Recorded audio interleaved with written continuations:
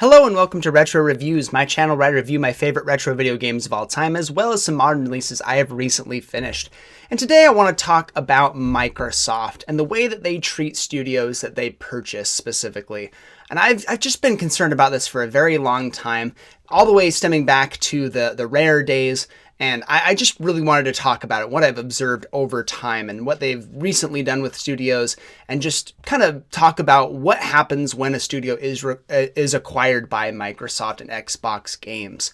So if we go all the way back to Rare, back in the day, they were the juggernauts of the Nintendo 64, where while the Nintendo 64 wasn't selling as well as like the PlayStation 1, it did have a lot of landmark titles. It had Banjo-Kazooie, Donkey Kong 64, Banjo-Tooie, Conker's Bad Fur Day, had a plethora of other ones like Perfect Dark and GoldenEye 007, Diddy Kong Racing, Jet Force Gemini.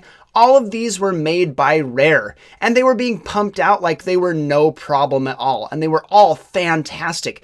Big games full of things to do.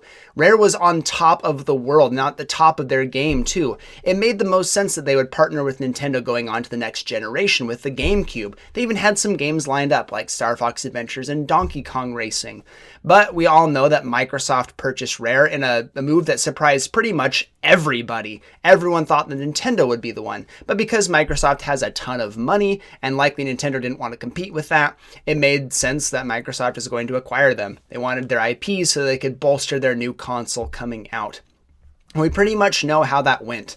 Conker Live and Reloaded was a remake of the original. Instead of doing a sequel, which was planned originally, they decided to redo the original, give it a better audience since it was a mature game, marketing it on the mature oriented Xbox console with new graphics and everything seemed like a good idea to gauge interest in the property.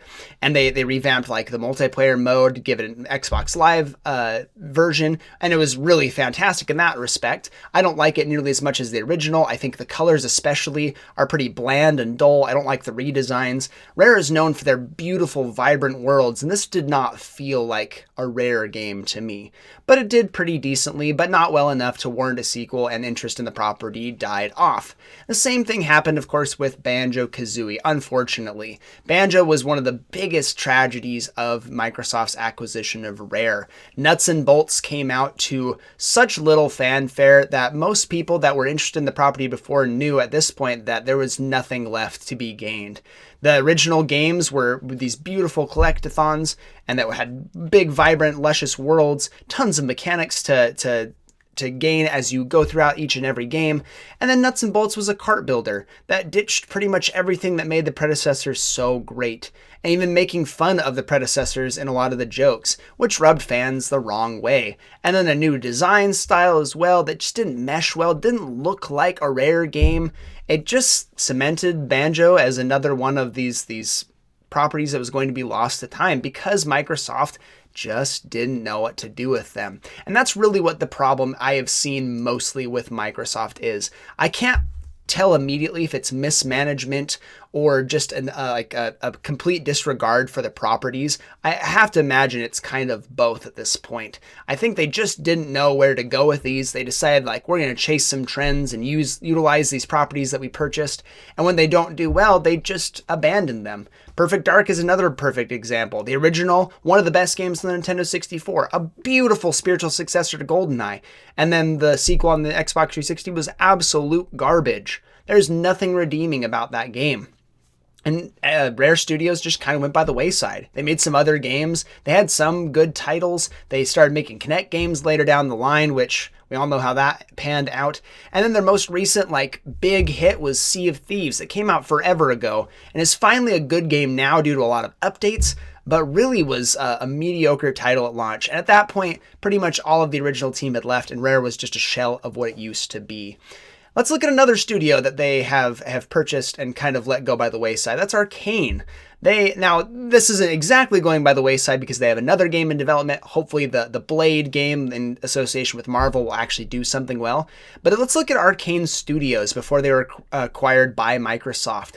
They made some of the best games on the market. They did not have a single miss. They had Dishonored 1, 2, and Death of the Outsider, which were all phenomenal, got great reviews, sold really well, and then they had Deathloop coming out for the PlayStation 5, which was an exclusive. They purchased it at the time that it was about to come out, so They kept it as a PS5 exclusive, later ported it over to the Xbox once the exclusivity ran out, and it was a fantastic game as well. Got rave reviews from critics, 10 out of 10s across the board, and then user scores were actually pretty good too, even though, even like myself, I didn't think it was a perfect game, but it was a ton of fun. Really stylish, a lot of charm, had everything that Arcane does well in their games. And so that was their PlayStation 5 exclusive, got these perfect scores from critics. And then their immediate follow-up, Redfall, on the Xbox, got universally terrible reviews.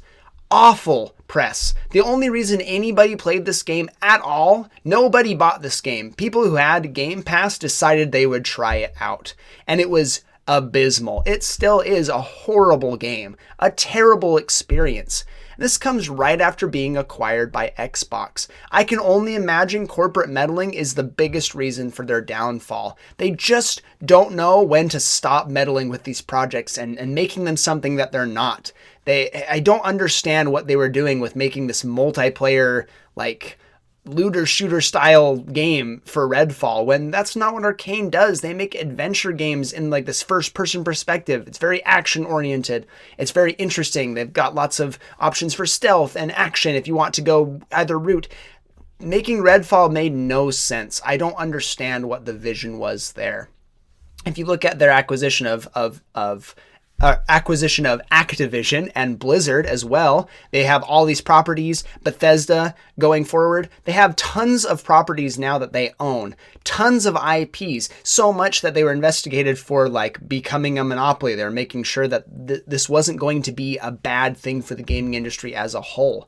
And this is where I think Microsoft really, what their whole goal is here with buying up these other studios. I think it started back with Rare. I don't think that Xbox specifically and Microsoft care about making good games anymore, especially. I think back in the day they were interested in making good games. They had a vision. Obviously with the original Halo trilogy and the Gears of War games, they were making some stellar experiences on the Xbox. They really cared about their console.